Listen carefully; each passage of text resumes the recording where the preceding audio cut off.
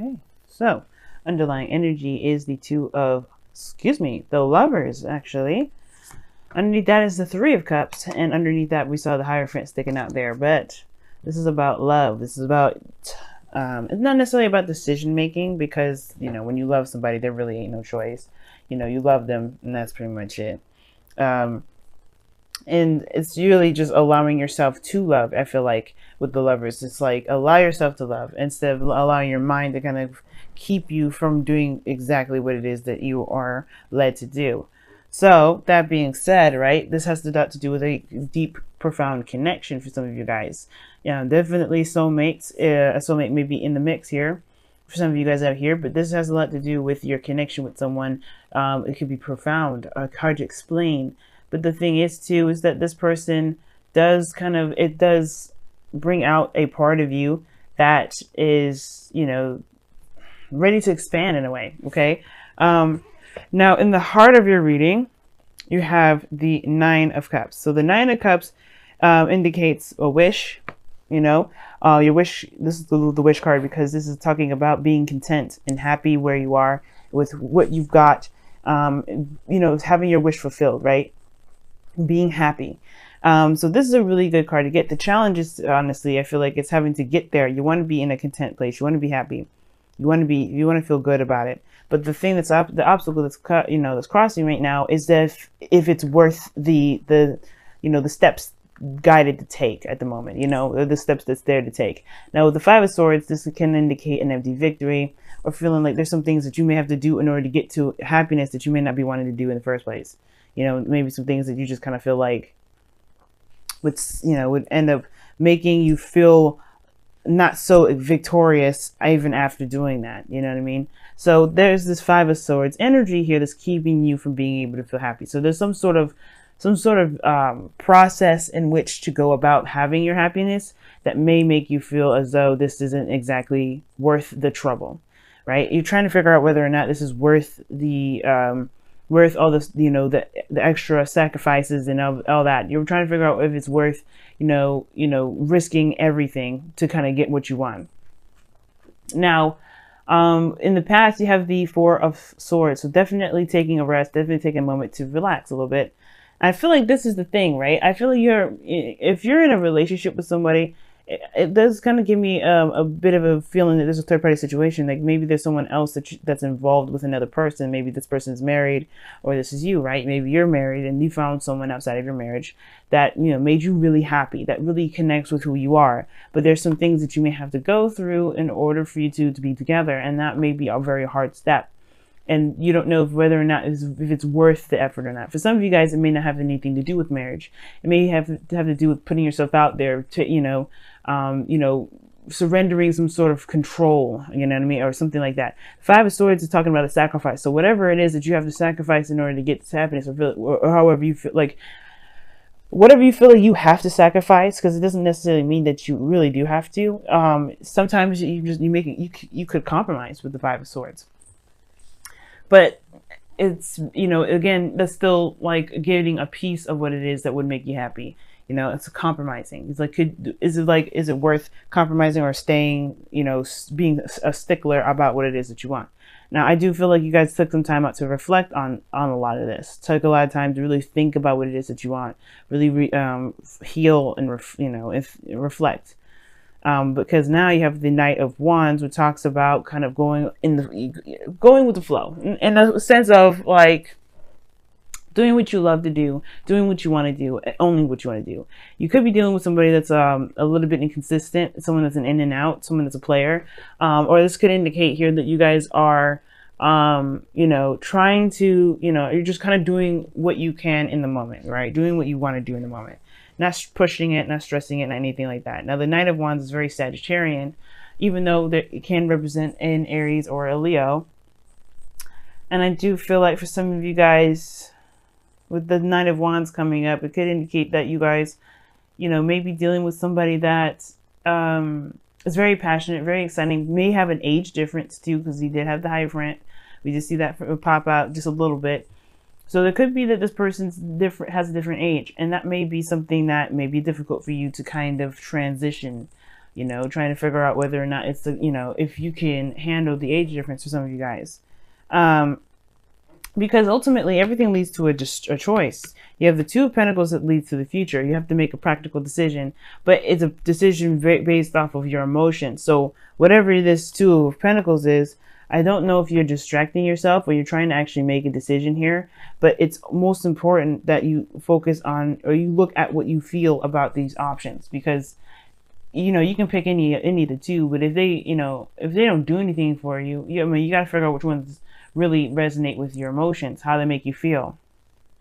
This is a relationship, not a business. So it does kind of make sense, right? To kind of have to make practical decisions regarding your love life from the heart. So the thing is, right, your goal, aim, ambition is the Two of Wands. So this is really talking about making a decision and going for it, you know, just going ahead and just making it happen.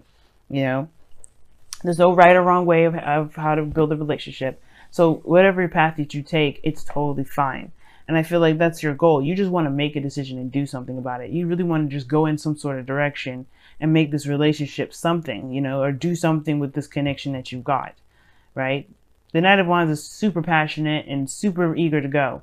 And I feel like that's you guys. You're pumped. You're ready to go. You're excited about the, you know, the connection that you have, how you're feeling. You feel driven, and that Two of Wands to me is like definitely ready to take on the relationship that you got. Now your external energy is the Fool, so you're definitely starting a new beginning, or there's a new beginning that's definitely coming up in this, you know, with the Knight of Wands energy. So this is good, right? So you know, you're coming into it with open, ready to experience. Good energy here, because I feel like with the Fool and the Knight of Wands, like I said before, very Sagittarian, because you're open to the experience and all that. You're definitely going to be traveling, in, if not physical traveling, but you're going to experience something new. You're going to be starting fresh. And I feel like that, you know, that is a good approach to everything. Because in your outcome, you have the Four of Cups. Yeah, Four of Cups. So Four of Cups, man, that's good, because I mean, it's not good actually, kind of, because it can indicate feeling stuck, and it's stuck on the Three Cups that you've been looking at before. Remember, this is underneath. So Three Cups talks about support, people that are around you, close knit groups, family, and it could be that the Four of Cups may, you know, you may be feeling stuck in your emotions, not sure of, you know, of taking that risk, of taking a leap of faith. But in a way, it looks like you already are. Like you already are, but it feels like you kind of get stuck. I'm going to pull a clarifier for your outcome, because I wonder why you have so many good cards here, but then get stuck here at the outcome.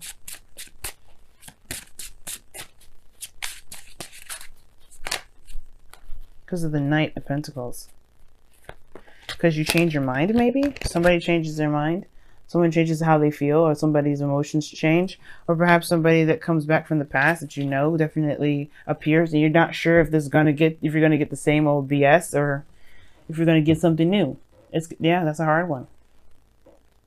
Knight of Cups and the Knight of Wands. Those two cards together can kind of make you feel like you don't know if you can really be in a relationship, a stable relationship with someone like that. Because they change often. They're mutable signs. They change very frequently. So it's almost like you don't know if this person is going to change in a drop of a hat, but you still love them. You're still in a connection with them. It's just like making the decision to go with it, knowing how they are. Okay. And if this is you, this is about like kind of going based off of truly how you feel, right? Following what you feel, focusing on what it is that you want. But be careful that this desire, this whatever, you know, whatever your dreams are, because the Nine of Cups doesn't necessarily have to be a person. It can indicate that this is you dreaming, being more dreamy and allowing yourself to dream, allowing yourself to have a heart's desire. So I feel like for some of you guys, this may have to do with you dreaming, you know, allowing yourself to dream instead of kind of settling for what you know, thinking outside the box in a way, or, you know, having dreams outside of the box.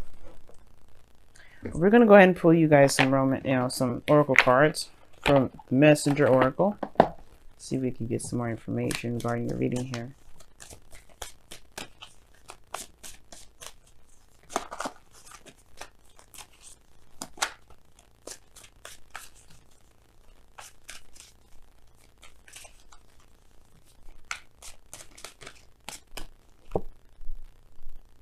We are all connected. Wow, nice.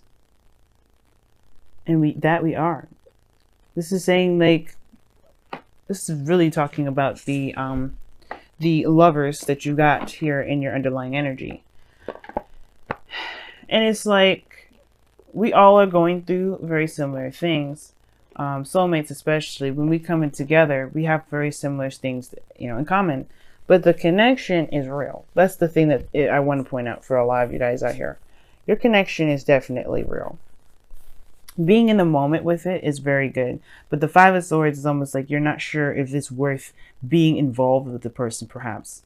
I'm going to actually pull a clarifier for the Knight of Wands because, it's cool and all that you go from this to this, maybe having a lot more fun. But the Five of Swords is like, yeah, but, there's a doubt here.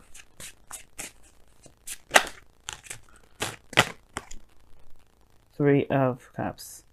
Why is the Three of Cups coming up? Maybe reuniting with somebody, reconnecting with somebody that's a fire sign, or did you feel unreliable? Oh wow, it's literally this here.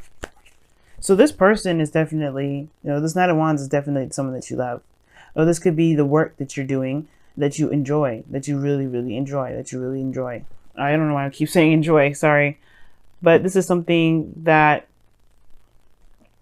you can feel very passionate about, that really drives you. Now, for some of you guys, I really feel like this is, this is a workplace. This is in a workplace for some of you guys, or this is having to do with the people that you are surrounded with, or this is someone that's very close to you, perhaps someone that's a friend that wants to become more, or you feel a very strong connection with a friend. Someone that you have a great time with, but you feel like there's more to the story. There's more to it. And I feel like that's the thing. Because you know the nature of this individual, someone that's kind of that only goes and does what they want to do, it's hard to kind of figure out whether or not it's worth pursuing or not. Is it worth, being selfish about it and going ahead and just trying to make it happen, or not? Let me go ahead and pull you guys your wisdom of the Oracle. See what you guys got. Very interesting reading this time, Scorpios.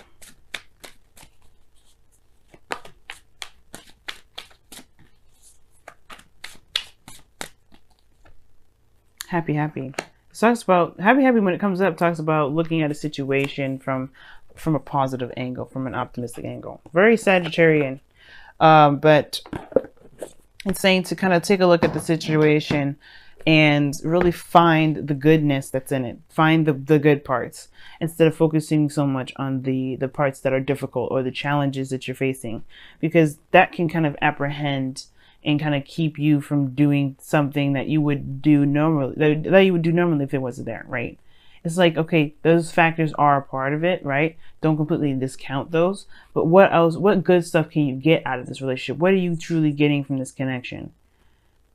You got cards in here that indicate you have to make a decision, but you already have, reflected and taken time, and that means, I feel like that means you had a truth.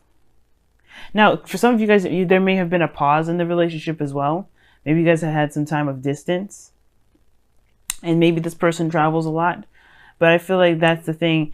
It's hard, perhaps, to have somebody that's long distance, and you're trying to figure out whether or not it's worth continuing to pursue, or it's worth, kind of fighting for in a way.